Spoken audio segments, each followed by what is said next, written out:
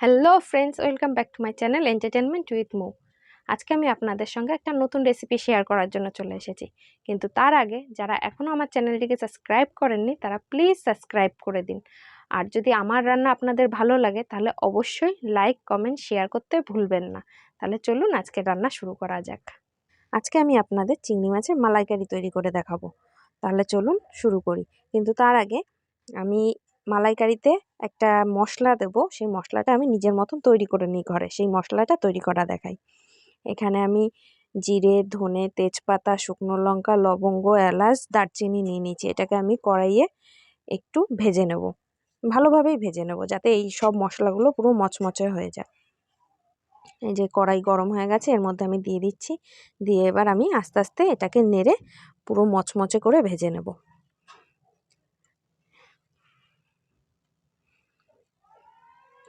এই দেখুন পুরো মচমচে করে ভেজে নিয়েছি। তেজপাতাগুলোকে আমি একটু বেশি করে চেপে চেপে ভেজে নিচ্ছি, মচমচে করে নিচ্ছি, যাতে মশলাটা যখন করব তখন মশলাটা বেশ সুন্দরভাবে মিক্সড হয়ে যায়, পেস্ট হয়ে যায়। এই মশলাটা পেস্ট করার পর এটা দিয়ে একটা দারুণ গন্ধ বেরোয়, মানে গন্ধতেই মনটা ভরে যায়, এত সুন্দর গন্ধ বেরোয়। দেখুন কত সুন্দর মচমচে হয়েছে, তেজপাতাগুলো ভেঙে যাচ্ছে, শুকনো লঙ্কা টঙ্কা সব ভেঙে যাচ্ছে একটু চাপ দিলেই। এবার এটাকে আমি মিক্সিতে নিয়ে নেব। এবার এই মশলাটার আমি একটা মিহি পাউডার তৈরি করে নেব। এটা আমি রান্নার একদম শেষে দেবো। এই দেখুন কি সুন্দর পাউডারটা তৈরি হয়ে গেছে মশলার। এবার আমি রেসিপিটা করার মশলা তৈরি করে নেব। এখানে আমি শুকনো লঙ্কা নিয়ে নিয়েছি 3টে, এখানে 5-6টা কাঁচা লঙ্কা নিয়েছি, একটা ছোট পেঁয়াজ, একটু ফোঁটা আদা আর 3 কোয়া রসুন নিয়ে নিয়েছি। এটাকে আমি একটা পেস্ট তৈরি করে নেব। এই যে পেস্ট তৈরি হয়ে গেছে। মালাইকারি করার জন্য একটা নারকেল নিয়ে নিয়েছি। নারকেলটা আঁচা দিয়ে ছাড়িয়ে নিয়ে সেটা ছোট ছোট পিস করে মিক্সিতে দিয়ে এভাবে ডাস্ট করে নিয়েছি, পেস্ট করে নিয়েছি। এবার এই পেস্টগুলো সব আমি একটা পাত্রে নিয়ে তার মধ্যে হালকা উষ্ণ গরম জল দিয়ে দিচ্ছি। দিয়ে এটাকে ভালোভাবে মিশিয়ে আমি 5 মিনিটের জন্য রেখে দেবো। রেখে তারপরে এটা দিয়ে কোকোনাট মিল্ক বের করে নেবো, মানে নারকেলের দুধ বের করে নেবো। এই দেখুন পেস্টটা এত ভালো হয়েছে, এত মিহি হয়েছে, আমি এটাকে যখন হাতে মুঠ করে ধরতে যাচ্ছি এটা হাতে থাকছে না, এতটাই ভালো পেস্ট হয়েছে। এই দেখুন এত ভালো পেস্ট হয়েছে। এরপর এটাকে আমার মেশানো হয়ে গেছে, 5 মিনিটের জন্য রেখে দিয়ে তারপরে কোকোনাট মিল্ক বের করে নেব। এখানে আমি একটা পাত্র নিয়ে নিয়েছি, একটা ছাঁকনি নিয়ে নিয়েছি। এর মধ্যে আমি এই নারকেলের পেস্টটা দেব, দিয়ে এই হাতাটা দিয়ে আস্তে আস্তে চেপে চেপে পুরো কোকোনাট মিল্কটা বের করে নেব। এই দেখুন এইভাবে আস্তে আস্তে করে চেপে চেপে আমি নারকেলের দুধ বের করে নেব। দেখুন এই দেখুন নারকেলের দুধ বের করেছি, খুব সুন্দর ঘন দুধ হয়েছে। এইভাবে আমি পুরোটা বের করে নিয়েছি। এই যে পুরোটা বের করে নিয়েছি। যেহেতু আমি নারকেলের নিচের অংশটা ফেলিনি তাই আমি নিচ দিয়ে একটু দুধ আর ঢেলে নিলাম না পাত্রে।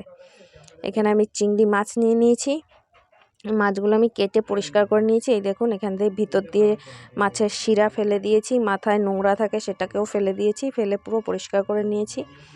এবার এর মধ্যে আমি নুন হলুদ দিয়ে এটাকে ভালোভাবে মেখে নেব, মেখে তারপরে ভেজে নেব। যে নুন দিয়ে দিচ্ছি, নুন দিয়ে তারপর আমি ভালোভাবে মেখে এটাকে অল্প ভাজবো, খুব বেশি ভাজবো না, কারণ চিংড়ি মাছ খুব বেশি ভাজার প্রয়োজন হয় না। বেশি ভাজলে এটা শক্ত শক্ত হয়ে যায়, একটু চুইনগাম টাইপের হয়ে যায়, তাই অল্প ভাজবো। এখানে আমি ননস্টিকিতে তেল দিয়ে দিয়েছি, তেল গরম হয়ে গেছে। এবার আমি চিংড়ি মাছ দিয়ে চিংড়ি মাছগুলোকে ভেজে নেব। চিংড়ি মাছ দিয়ে দিচ্ছি। চিংড়ি মাছটা আমি অল্প ভাজবো, একদম বেশি ভাজবো না, সামান্য একটু ভাজবো, ভেজে নামিয়ে নেব। চিংড়ি মাছ ভাজা আমার প্রায় হয়ে গেছে, আমি এবার এটাকে নামিয়ে নেব। হয়ে গেছে ভাজা। এরপর আমি আবার একটা ননস্টিকি তাওয়া নিয়ে নিয়েছি, তার মধ্যে আমি তেল দিয়ে দিচ্ছি।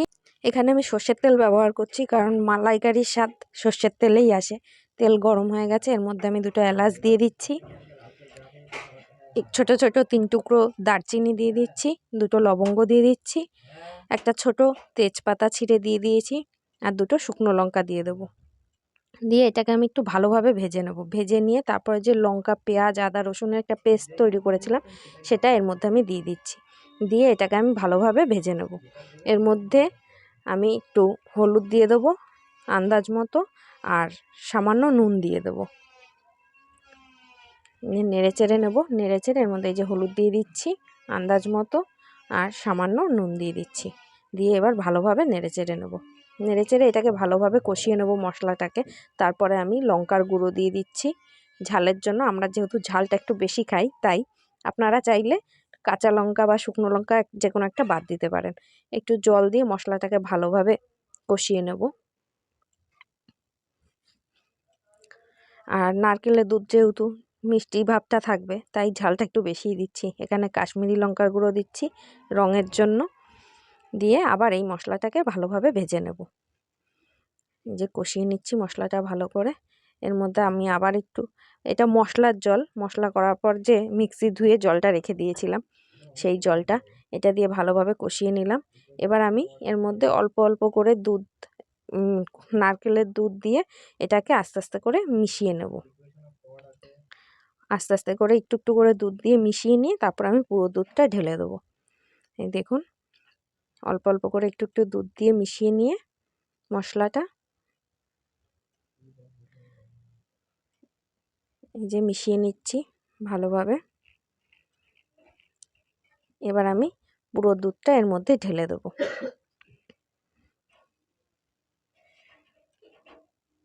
ঢেলে দিলাম। এরপর এটাকে আমি ভালোভাবে ফুটতে সময় দেবো। এটা ভালোভাবে ফুটে উঠুক।